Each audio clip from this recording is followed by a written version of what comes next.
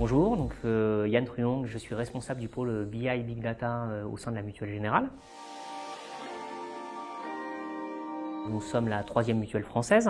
On protège à peu près 1,4 million de personnes en santé et en prévoyance. On adresse les marchés de l'individuel et du collectif en générant un chiffre d'affaires de presque 1,2 milliard d'euros.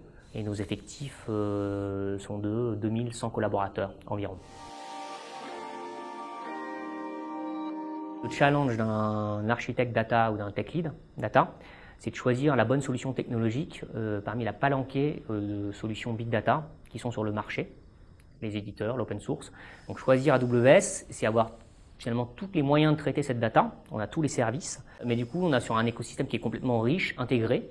Donc je vais citer quelques services. Si on veut utiliser du stockage illimité, c'est une big data, on utilise S3. Si on veut pouvoir scheduler nos workloads de traitement de la donnée, on va mixer des step functions, de la lambda. On peut déployer tout ça super rapidement. Et le vrai apport, c'est que du coup, on fait tout ça sans administration. Quel que soit le volume de données, on aura les mêmes temps de réponse. C'est le cloud, c'est magique, il se charge de tout. On a monté notre data lake chez AWS. On a une architecture de notre data lake à 3 étages, qui sont 3 buckets S3 avec des moteurs de transformation de la donnée entre chaque étage de la fusée, voilà, si j'ose m'exprimer ainsi. On donne aussi un accès SQL pour nos outils de database, on utilise notamment ClickSense, donc grâce à un service comme Athena, et on est en train de tester Redshift aujourd'hui. Et puis rendre la donnée activable, c'est aussi pouvoir proposer dans une base NoSQL la connaissance client, tout ce qu'on calcule au sein de ce data lake, restituer cette connaissance client en mode API.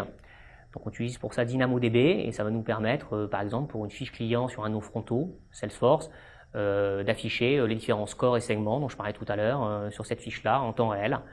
Donc du coup on utilise tous ces services-là et là aussi c'est des services AWS managés avec en termes de moteur de préparation une utilisation aujourd'hui de Glue qui est l'ETL d'AWS. Nous permet de nous concentrer sur notre cœur de métier. Donc voilà, ma mission et celle de mes équipes, c'est le data engineering, donc on source de la donnée, on la stocke, on la met en qualité, on la rend activable. Et mes équipes, au quotidien, ne font que ça. Donc, ils développent des produits data.